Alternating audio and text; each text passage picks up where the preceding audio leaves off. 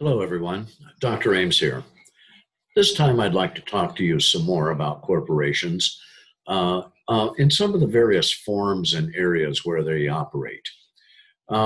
Quasi-public corporations, these are privately operated corporations supported by the government, and they have stock and it's publicly traded. So they perform services to the general public and things like that. And there are things you may have be familiar with. They have very specific mandated responsibilities, and it's all spelled out in their corporation's charter. And so some examples would be Fannie Mae, Sally Mae, Freddie Mac. Those are sort of public corporations that people can buy stock in and so forth and invest in. At the same time, they're acting very much in the public interest. They're sponsored by the government, these particular ones, to sell mortgages and so forth to homeowners, and in particular, make them available to low and middle income Americans.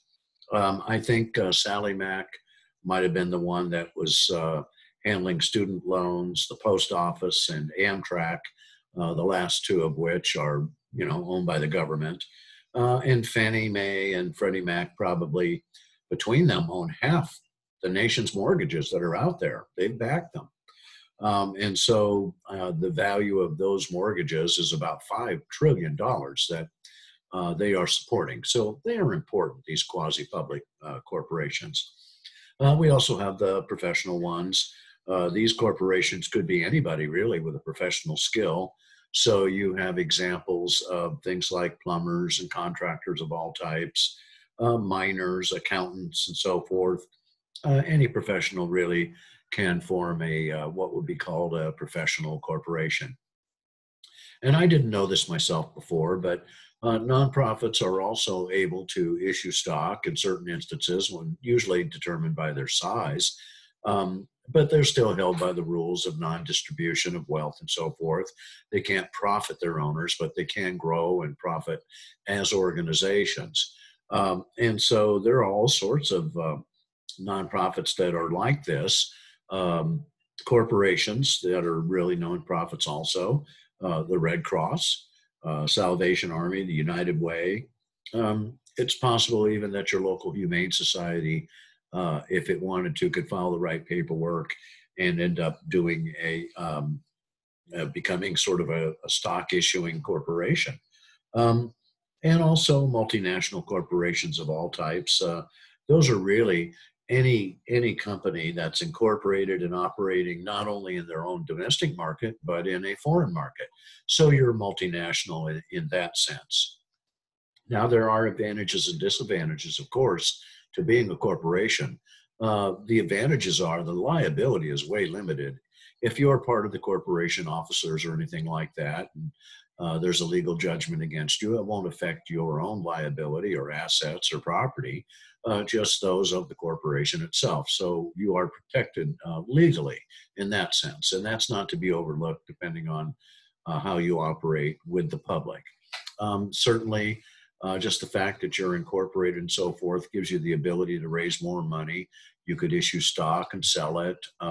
You could use this more money to invest yourself and so forth. Corporations tend to grow, and so size becomes an advantage. And the bigger you get, if you're well managed, then you can do quite well in the marketplace, depending on what your mission might be.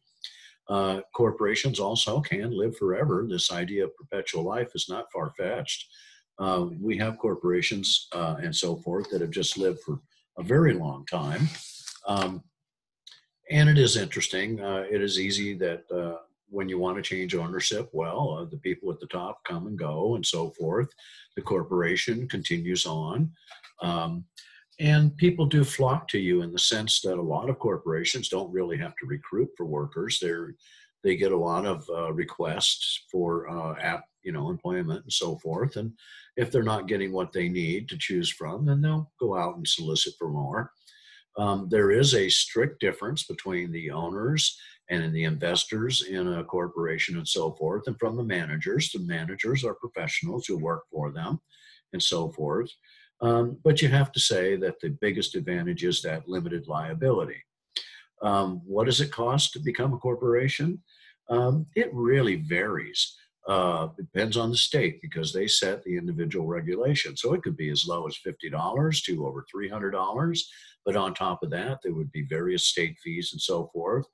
Um, what will happen to you, though, if you do that, is after 1 quarter, or maybe even sooner, you will hear from the tax department in your state, and they may have estimated how much you're going to make that first year and ask you to post so much money in a deposit, as a deposit of real cash in an account to cover your possible future tax burden. And if you don't follow that regulation, then you are in arrears and so forth, and they'll start adding penalties to it. So right away, there you have to be careful when you decide to go corporation that you actually have the money to do it because you're going to encounter some legal obligations right off the bat.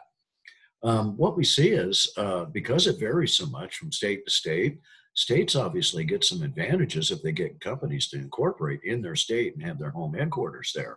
And so what we see is over half of Fortune 500 companies choose to incorporate in the state of Delaware because that state's laws just make the process easier. It takes less time than most other states. So it's a good advantage for Delaware in that sense. Um, and so we have all these really good, strong advantages. Stockholders, you must keep in mind that they're not employees of the corporation necessarily. They could be, though. Um, and stockholders, even though they may not have any idea of the details of what's going on, do elect the board of directors of a company, and they select in turn the management who controls the company. Now, on the downside, we have the initial cost, of course, that you have to put out depending on the state you live in. Um, but there's a lot of paperwork. It can be. That's why Delaware is chosen so often. Their process is streamlined and it's designed to entice companies to come and headquarter there. So you can run into a severe amount of paperwork. It might be that you might have to hire a lawyer to help you work with that too because of that. So there's another expense. And then the notion of double taxation is a real major disadvantage. So here's how that works. A corporation makes some profits. At the end of the year, they pay a tax on those profits, on that income earned. But then they take a portion of those profits out of that gross profit and they pay dividends sometimes to their shareholders, which is a small amount to every person that owns a share of stock. And you get so much depending on the number of shares.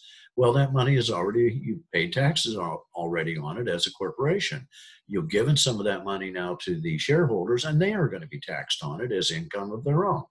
So it's a double taxation thing, and there's a bit of unfairness there, but it's been around for a very long time, and it's probably just not going to disappear overnight. It would take legislation. Corporations taxed on your income earned, and then shareholders are taxed themselves on any dividend. So that's how that double taxation. Um, Certainly, you can see that as you get bigger, although it is an advantage, your size, it gives you a certain amount of leverage in your industry or marketplace or whatever. But at the same time, it increases management, complexity, decision making, and strategy are all more difficult. The bigger you get, the overhead costs are more, and so forth.